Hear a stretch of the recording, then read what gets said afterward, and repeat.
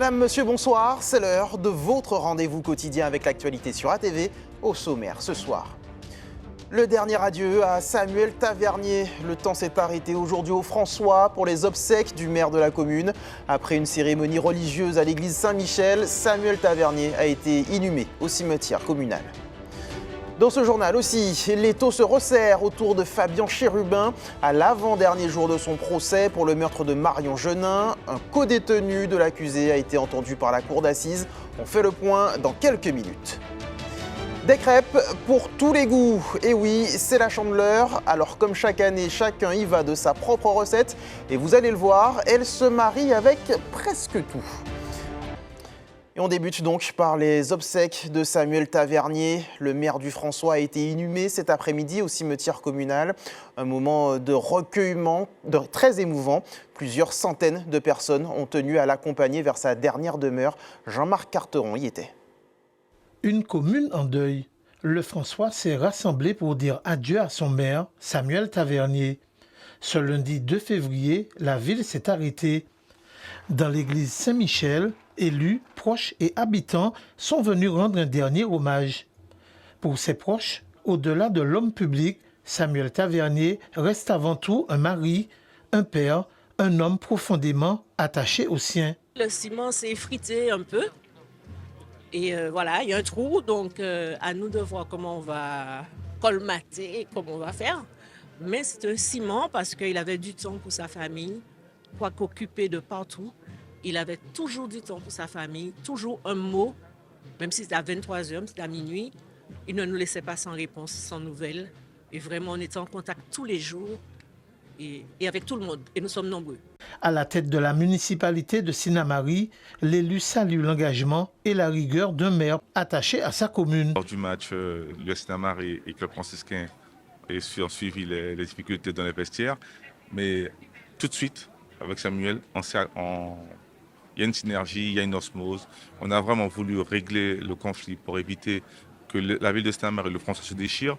Et même au-delà, que le peuple martiniquais et le peuple ghanéen se déchirent. Et tout de suite, vraiment, il y a eu, ça a pris la main avec Samuel. C'était une alchimie, nous étions en synergie, nous étions en osmose.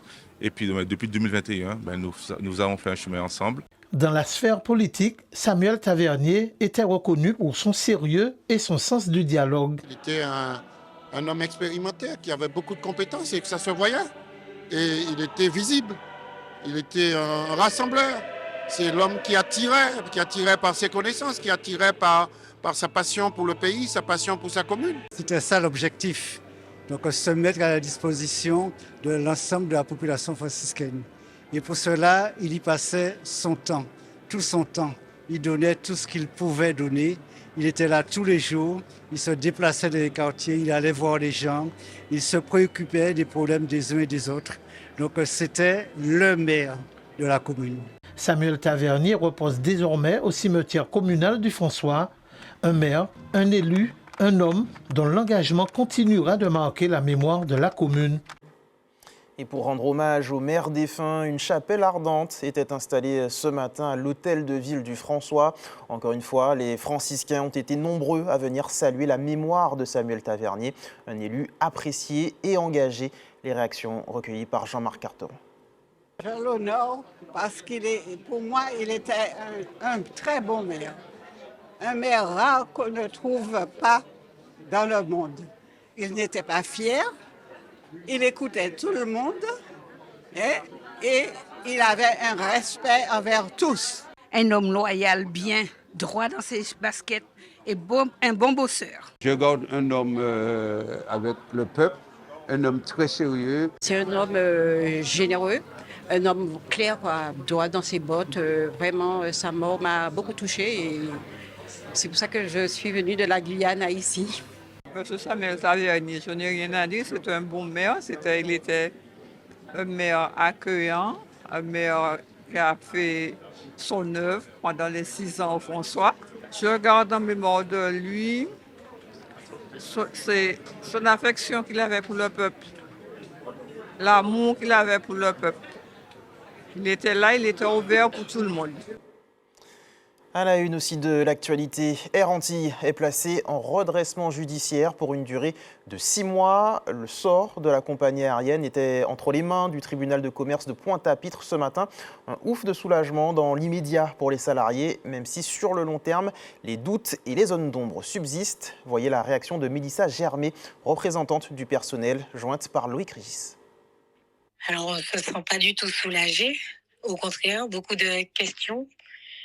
Beaucoup d'attentes et on a l'impression de toujours pas savoir en tant que salarié à quelle sauce on sera mangé, quoi.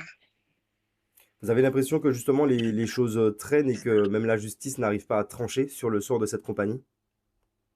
Alors je pense que la justice nous a fait, à nous en tant que salariés, si je peux dire, un peu d'empathie, et ils ont compris la perte de nos emplois. Donc, c'est pour ça aussi qu'on a droit au redressement. Mais je ne vais pas vous mentir que nous, en tant que salariés, on n'a aucune visibilité sur notre avenir. On ne sait pas du tout si on est dans les temps pour le CTA, le LTA, donc pour les récupérer. On ne sait pas quel est le plan de notre direction, quel est le plan de la collectivité. On n'a pas de visibilité pour savoir si on va revoler et dans combien de temps on pourrait revoler. Donc, on n'a pas l'impression que la justice, elle a mal fait, parce qu'on est conscient, et ils nous l'ont dit lors du procès, que les salariés, ils sont conscients que c'est encore une perte de travail pour des salariés, et surtout qu'ils sont conscients qu'il n'y aura plus qu'une seule compagnie sur le régional. Et aujourd'hui, si vous voulez partir en urgence, il n'y a pas de place sur la compagnie concurrente, ben, vous ne pouvez pas. Donc, ils ont pris conscience de tout ça. Par contre, au niveau de ma direction, je suis aujourd'hui à me poser 10 000 questions. Le procès de Fabien Chérubin se poursuit aux assises. À la veille du verdict, le tribunal a entendu aujourd'hui un co-détenu de l'accusé. Un gendarme présent au début de l'enquête a aussi été auditionné. Le compte-rendu d'audience de Ryan Agnès. Avant-dernier jour du procès Chérubin aux assises de Fort-de-France. Aujourd'hui, la Cour a entendu un témoin clé, un co-détenu de l'accusé. Il est venu raconter ce que Fabien Chérubin lui aurait confié en détention, un témoignage contesté. Mais c'est aussi un témoin qui dit avoir peur des autres mises en cause. Dans la même journée, la Cour s'est replongée dans l'enquête de 2008 avec l'audition d'un ancien gendarme. Il est revenu sur l'analyse des téléphones après la disparition de Marion Genin. Une audience marquée par des zones d'ombre à la veille des plaidoiries et du verdict. À la barre, le co-détenu affirme ne pas croire à la culpabilité de Fabien Chérubin. Il dit que l'accusé lui a toujours répété ne pas avoir participé aux faits. Interrogé par la Cour, le témoin reconnaît pourtant sa peur. Il dit craindre des représailles, un aveu qui interroge sur la liberté de sa parole. La partie civile de son côté relève plusieurs contradictions. Le témoin nie certains propos consignés dans la procédure. Il conteste aussi des courriers versés au dossier. La journée se poursuit avec l'audition d'un gendarme aujourd'hui à la retraite. En 2008, il était chargé de l'analyse criminelle et a notamment travaillé sur le téléphone de la victime.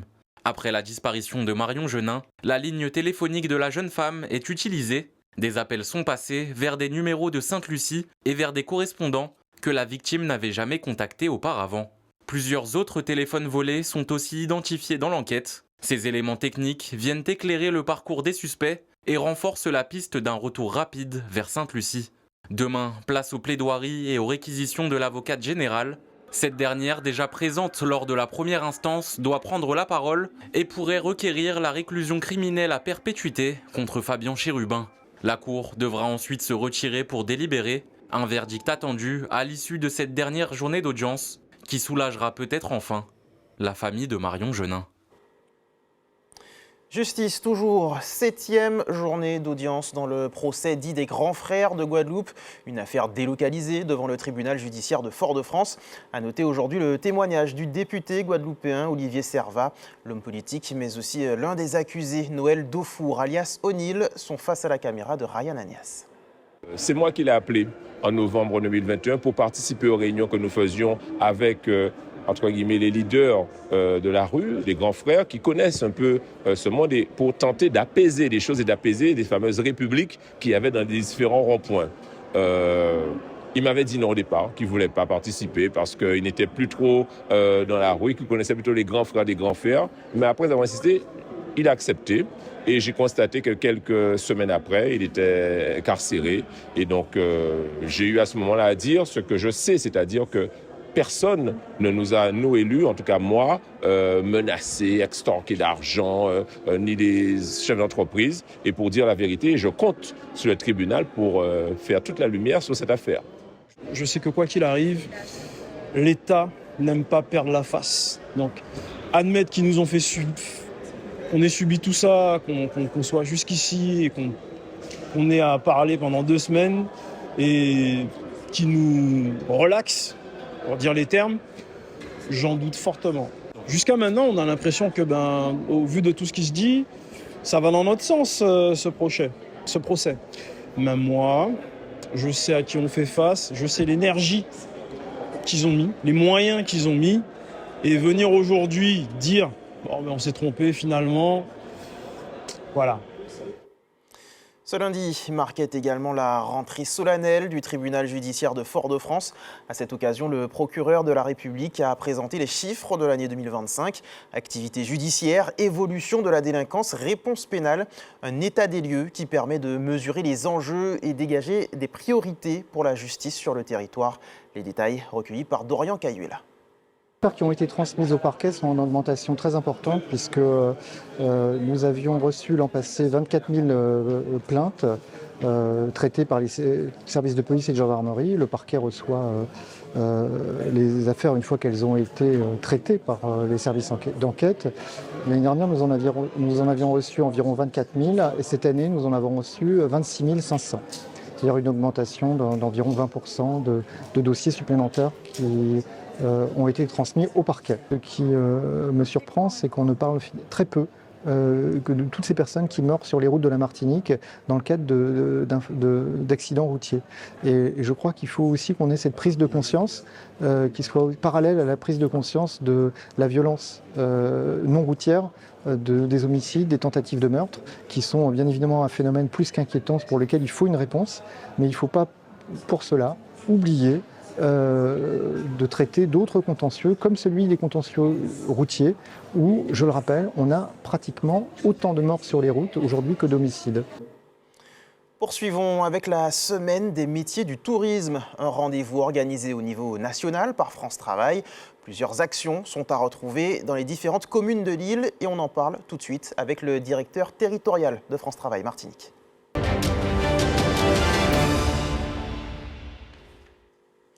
David Basse, bonsoir. Bonsoir Johan. Merci d'avoir accepté notre invitation. Je le disais, semaine des métiers du tourisme, il s'agit de la 4e édition. Quel est le programme chez nous ?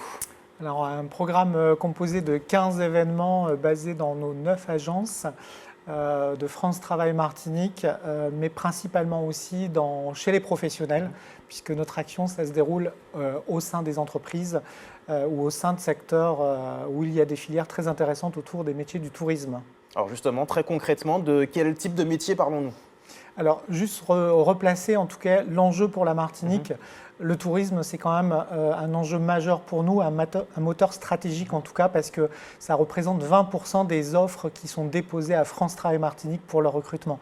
C'est également des postes, malgré qu'on pense qu'ils sont très souvent saisonniers, qui correspondent à 50% à des postes, enfin 47% pour être précis, à des postes qui sont en CDI. C'est des métiers qui recrutent aussi des populations souvent discriminées, les femmes, les seniors. Donc pour nous, c'est un coup de lumière pendant une semaine pour mettre des événements qui permettent en tout cas de découvrir, de pouvoir trouver de l'emploi et de pouvoir s'immerger dans ces entreprises. Alors vous avez parlé de 20% des offres déposées à Pôle emploi qui concernent le tourisme. Toutes ces offres sont-elles pourvues ? Alors oui, 20% des offres qu'on récolte chez France Travail tout au long de l'année correspondent au secteur du tourisme. Donc c'est un secteur important pour nous. C'est un secteur porteur puisque à 92% de ces offres d'emploi, on arrive à proposer un candidat qui prend l'emploi. Alors je le disais, de quel type de métier parlons-nous ? J'imagine qu'on parle de métiers de service, de la restauration, des choses comme ça ? Alors oui, principalement, on va être d'abord sur les métiers du service, de la restauration. Ça va du serveur, alors principalement on recrute énormément de cuisiniers. On a également tout ce qui est employé polyvalent de la restauration rapide, mais on va aussi sur d'autres sujets liés, donc, par exemple, à tout ce qui est agrotourisme, qui est un secteur qui se développe en Martinique aussi. Donc, c'est sur lequel on va focaliser aussi énormément cette année pour faire découvrir ces métiers nouveaux dans le secteur du tourisme. Nous sommes donc sur la 4e édition. Quel bilan pouvons-nous tirer déjà des éditions précédentes, et notamment de celle de l'année dernière ? Alors, des bilans intéressants, mais je dirais qu'il faut aller plus loin, puisque ce que je retiens pour moi, c'est qu'aujourd'hui, quand on fait une opération comme celle-là, on arrive en tout cas à peu près 9 fois sur 10 à proposer à un candidat à trouver une solution emploi. On met souvent 17 jours à trouver cette solution. Et on a réussi l'année dernière avec ces opérations à faire baisser ce qu'on appelle chez nous la demande d'emploi en fin de mois, donc le nombre de demandeurs d'emploi inscrits dans ce secteur-là de 6,5. Donc cette année, le défi, c'est de relever ces compteurs et de faire encore mieux, de mettre encore plus de gens au travail en proposant encore plus des possibilités d'emploi. Et pour cela, on va passer par différentes choses. On a l'immersion professionnelle aujourd'hui qui s'est démocratisée, qui est aujourd'hui digitalisée et qui, depuis une entreprise ou depuis le chercheur d'emploi, on peut mettre en place la convention. Et bien sûr, toute l'axe formation qui va pour mettre en œuvre une démarche de développement de compétences et correspondre aux besoins de l'entreprise. Pour celles et ceux, et notamment les demandeurs d'emploi qui nous regardent ce soir, comment profiter de cette semaine finalement ? Faut-il aller se rendre directement dans les agences France Travail, sur vos réseaux aussi, j'imagine ? Alors oui, bien sûr, sur nos réseaux, on retrouve tout le programme. On a démarré ce matin avec un produit dont on est fier qui s'appelle YouCan, qui est un produit en 3D qui permet à chaque demandeur d'emploi de se projeter en tout cas dans les métiers visés dans l'hôtellerie-restauration. Et toute la semaine, on va avoir depuis les agences, notamment dans le sud, au travers des hôtels, des immersions proposées. On a mercredi, depuis nos 3 agences du sud, au François, au Marin et à Rivière-Salée, des propositions pour aller s'immerger directement dans les hôtels partenaires et qui recrutent. On a d'autres opérations donc toute la semaine. Donc j'encourage chaque téléspectateur, en tout cas, à se rendre sur les réseaux sociaux Facebook, notamment de France Travail, et sur notre site national Mes événements emploi pour retrouver toutes les opérations qui se déroulent en Martinique cette semaine. Un dernier mot, David Basse, lorsque l'on parle emploi, un autre sujet est souvent lié, celui de la formation. Dans le secteur du tourisme, sommes-nous suffisamment équipés, j'ai envie de dire, en Martinique, et les demandeurs d'emploi sont-ils qualifiés ? Alors, je pense qu'on ne peut jamais répondre par une question, on est équipé pour, mais en tout cas, France Travail Martinique se donne les moyens, ce qu'on appelle une préparation opérationnelle à l'emploi, qui permet en concertation avec une entreprise de définir les besoins. Aujourd'hui, on estime, je parle aussi de tout ce qui est le monde de la voile, le monde de la mer, qui est un secteur tourisme qui a besoin énormément de main-d'œuvre, mais qui a besoin de main-d'œuvre qualifiée. Donc aujourd'hui, France Travail, en lien avec les entreprises, mobilise une prestation financière, en tout cas une mesure qui permette d'adapter le demandeur d'emploi et d'offrir de nouvelles compétences pour accéder à cet emploi. Et d'ailleurs, on s'entoure depuis le Marin aussi des navigateurs qui nous font l'honneur d'être à nos côtés depuis le Marin, qui ont participé à la Transat Café L'Or pour venir expliquer ces métiers, cette pénibilité, mais aussi leur expliquer comment on accède à ces métiers. Eh bien, merci beaucoup, David Basse. Merci d'avoir accepté notre invitation. Et rendez-vous donc toute cette semaine pour la semaine des métiers du tourisme. Merci à vous. Sucré ou salé, traditionnel ou plutôt original, les crêpes sont en fête aujourd'hui. Entre gourmandise et savoir-faire, boulangeries, stands et autres centres commerciaux voient défiler les amateurs de ce mets. Dorian Cayuela nous donne sa recette. Farine, œufs, lait, ce sont les produits stars de cette journée. Comme chaque début du mois de février, la Martinique met la crêpe à l'honneur. Dans cette boulangerie, les commandes ne désemplissent pas. Aujourd'hui, c'est le jour de la Chandeleur. Donc c'est le jour où on fait des crêpes. Alors chez nous, on a plusieurs crêpes, voilà, jambon fromage. Et c'est vrai que c'est un jour exceptionnel chez nous, puisque c'est le jour où on sort les crêpières. Moi, je communique beaucoup par WhatsApp. Et oui, j'ai beaucoup de commandes par WhatsApp pour des crêpes, oui, pour aujourd'hui. Il y a un afflux, c'est normal. Aujourd'hui, les gens vont tous manger des crêpes. C'est un jour important pour nous financièrement. Du côté de la clientèle, ce fidèle habitué se réjouit de venir récupérer sa commande annuelle, une manière de perpétuer la tradition de la Chandeleur. Je marque le coup, c'est pas important. 2 février, c'est la Chandeleur. J'ai reçu un flyers de la pâtisserie Lebel. Et donc, c'est pour ça que je suis un fidèle client. Donc, je viens commander mes crêpes, ici plutôt qu'ailleurs. On fait les deux, on joint les deux, on joint l'utile à l'agréable. Les deux vont bien. Et bon, je ne vends pas des crêpes régulièrement, mais là, c'est l'occasion. Dans ce centre commercial, l'odeur des crêpes, qu'elles soient salées ou sucrées, attise les convoitises, mais surtout la gourmandise. Alors, très important puisque notre métier, le métier de maître crépier, et j'aime bien dire l'enfant pauvre de la restauration, donc on n'est pas tellement considéré. Avoir une fête qui symbolise notre métier, par contre, ça c'est de la récompense. Donc pour nous, effectivement, ça symbolise le moment où on va mettre les petits plats dans les grands, où on va optimiser nos équipes, et on parle de nous, on est bien content, et surtout en termes de chiffre d'affaires, ça va optimiser. Comme chaque année, les crépiers font carton plein, et c'est l'estomac satisfait que les clients repartent. En sport, le deuxième tour de la Coupe de Martinique de football se clôturera demain avec l'opposition entre le SC Lamantinois et le Réveil Sportif. Le choc de ce tour opposait ce week-end le leader du championnat, le RC Saint-Joseph, à la Samaritaine, 5e. Et au terme d'une rencontre équilibrée, les Joséphins s'imposent 2-1. Karil Chassol et Marc Michel. Le début de rencontre est plutôt à l'avantage du RC Saint-Joseph qui se montre dangereux. Mais ce sont les Samaritains qui ouvrent la marque. À la 8e minute, cette longue passe en profondeur de Carole Vitulin trouve Kylian Poloma. Ce dernier centre en retrait. La frappe de Mathis Citronel est mal maîtrisée par Emmanuel Vermignon. La Samaritaine mène 1-0. Le match reste équilibré avec deux formations qui se procurent des occasions sans parvenir à les concrétiser.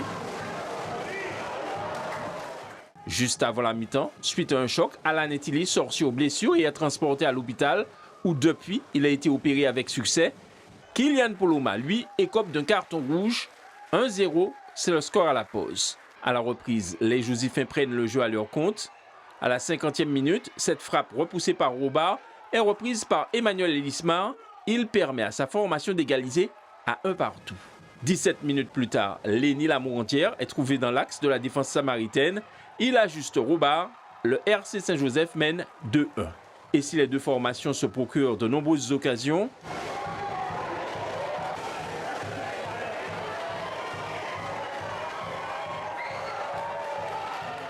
le score n'évolue pas. Le RC Saint-Joseph s'impose sur le score de 2-1 et se qualifie pour le prochain tour de Coupe de Martinique. On fait une bonne première mi-temps. C'est dommage que Kylian involontairement prend ce carton rouge. On ne peut pas dire que l'arbitre ne doit pas le mettre parce que le geste est dangereux. Mais c'est un geste super involontaire et c'est dommage que ça se joue sur un coup comme ça, surtout contre une équipe comme le RC Saint-Joseph qui attaque à tout va et lorsqu'on est réduit à 10, c'est compliqué.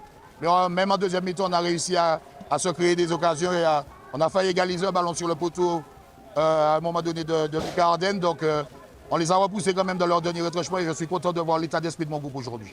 En deuxième mi-temps, on est très bien entré puisqu'on a justement à égaliser déjà, puisqu'on avait un but de retard. Et ensuite, on était toujours présent et on a pu mettre ce deuxième but qui nous permet de prendre l'avantage. Et après, comme je leur ai dit ça franchement, ça a été le néant, puisque je pense que le fait qu'on avait ce petit but d'avance, ça a peut-être créé une crainte. D'accord, une crainte, ce qui fait que défensivement parlant, c'était franchement, je leur ai dit, j'allais leur demander, c'était pas bon du tout. Dans les autres confrontations entre formations de Régional 1, le club franciscain a disposé du CO Trinel 5-0. Victoire aussi du club colonial 3-1 aux dépens de l'Inter de Sainte-Anne. Qualification aussi du Golden Lion, du club péléen, de l'AS Mondezès, du Golden Star et de l'Aiglon.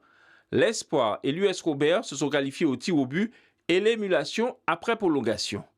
L'US Diamantinoise, le FEP Monésie, l'Asso et l'US Riveraine se sont également qualifiés. Le dernier match de ce tour de coupe opposera demain 20h au Lamentin, le SC Lamantinois au Réveil Sportif. Comme chaque soir, on regarde ensemble le calendrier de l'EFS. Demain, vous pourrez donner votre sang au RSMA de Gondo à Saint-Joseph de 7h30 à 12h30. Autre possibilité, la Maison du Don, quartier Le Fils, immeuble Le Fils, quartier Dillon à Fort-de-France de 12h30 à 17h. Avant de se quitter, je vous rappelle la principale information de ce lundi 2 février. La commune du François a accompagné son maire vers sa dernière demeure. Ils étaient plusieurs centaines pour rendre hommage à Samuel Tavernier.